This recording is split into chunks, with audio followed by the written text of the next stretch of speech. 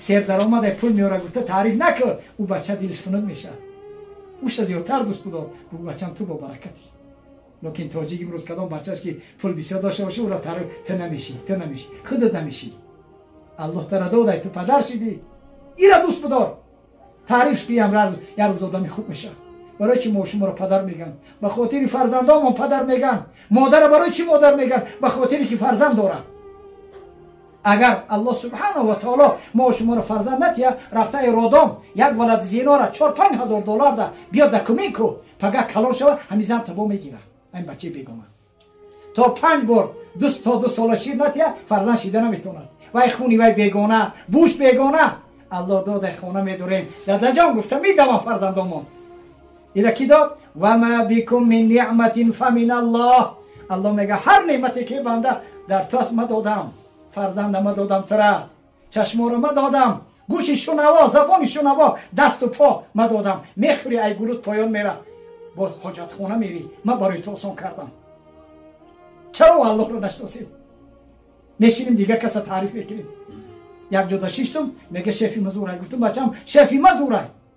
گو بابی شفی مزوره. گفتم بچم شفی مزوری زوره. گو بابی شفی تو که؟ گفتم شفی ما الله. شفی تو که؟ گو بابی شفی تو زور بوده. شفی ما هم قوری شفت میکنم، قوری خودم میکنم. او شفی ما چه شفی زوره؟ سبحان الله. برایم یکم امام عادل، کسی که سرداری خوب کنه، ظلم نکنه. ما کوتاه میگه. دویمش و شاب نشا فی عبادت ربی.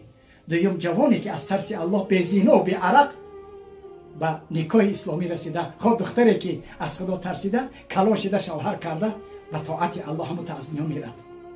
انم در تگی سایه عرش الله جای میگیرد. دویمش و رجل قلبه معلق بالمساجد.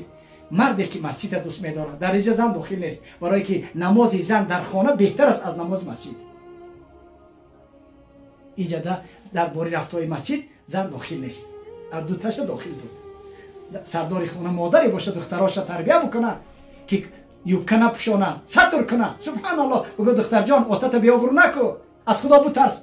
پگه الله میپرسه کلکم راع و کلکم مسئول عن رعیته. پگه پدرم جواب میگه، مادرم در نزد الله جواب میگه. ای فرزنداش. خب چهارمش و رجلان تحابا فی الله. شاهد ما نمی است. دو مردی که یکدیگر تا دوستی میکنن، اجتماع علی و تفرق علی، به خاطر الله دوست میداریشه. اگر کسی ما زفرجان که دوست بدارم، واسه دوست میدارم، برای می اومدم در روش میگم که زفرجان